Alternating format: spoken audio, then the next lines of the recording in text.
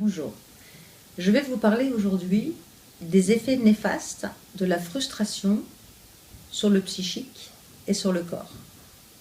Donc premièrement, nous allons expliquer d'où vient la frustration et deuxièmement, comment l'éviter depuis l'enfance. Alors, la frustration vient du mot « non ».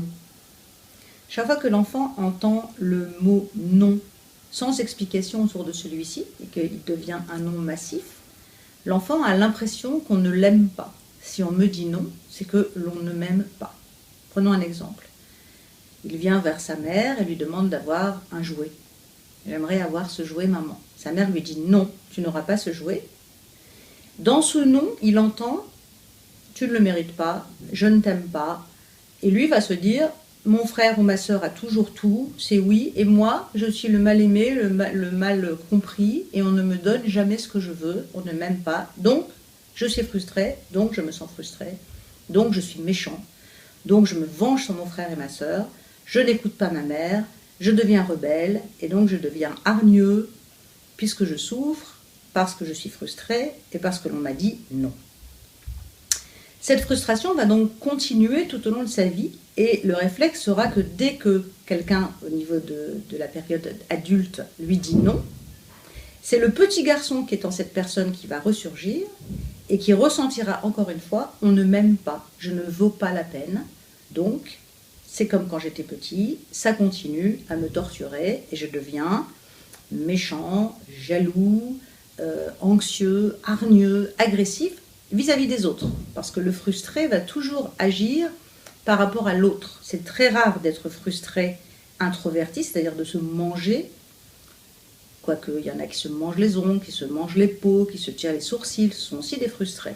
Des frustrés qui n'oseront pas accuser l'autre, mais qui quelque part, comme une huître, se refermeront et généreront cette frustration vis-à-vis d'eux-mêmes, jusqu'à se rendre malades de frustration. Alors, comment on peut à la fois limiter l'enfant en lui disant non, mais pas en lui disant un non qui ne lui permette pas l'espoir. Reprenons cet exemple de « Maman, j'aimerais avoir un jouet ». On peut lui dire « Oui, tu auras ce jouet, mais pas maintenant. Tu auras ce jouet pour ton anniversaire. Ou tu auras ce jouet parce que tu auras bien travaillé à l'école. » C'est-à-dire, pas lui dire « non », mais lui dire « oui, mais ». Oui, mais pas maintenant. Oui, mais plus tard. Oui, mais à cette occasion.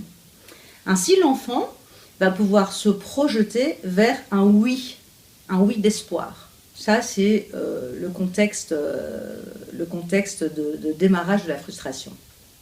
Maintenant, à l'âge adulte, comment faire quand on a été frustré pendant toute une vie pour éviter justement cette aigreur et cette période où on va se venger sur les autres, où on va toujours être jaloux par rapport aux autres, parce que justement, ayant été longtemps et beaucoup frustré, nous gardons à l'intérieur de nous ce poison, qui est vraiment un poison, la frustration, qui ne nous permet pas d'avancer ni d'envisager une solution. Alors, ma technique, c'est que de prendre une feuille de papier et d'écrire toutes mes frustrations. Je suis frustrée de ne pas avoir fait des études supérieures.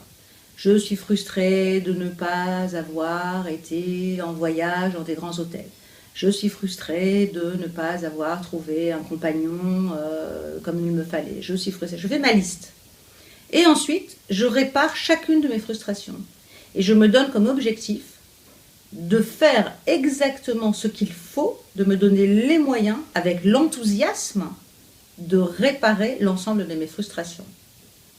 Et une à la fois, je vais réussir à les réparer et à ne plus me sentir frustrée.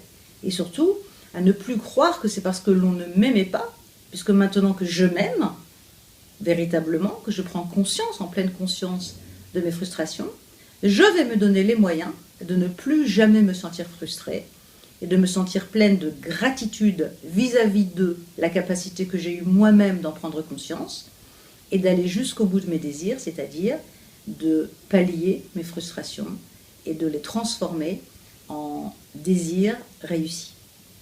Voilà, j'espère vous avoir apporté quelque chose. À très bientôt. Au revoir.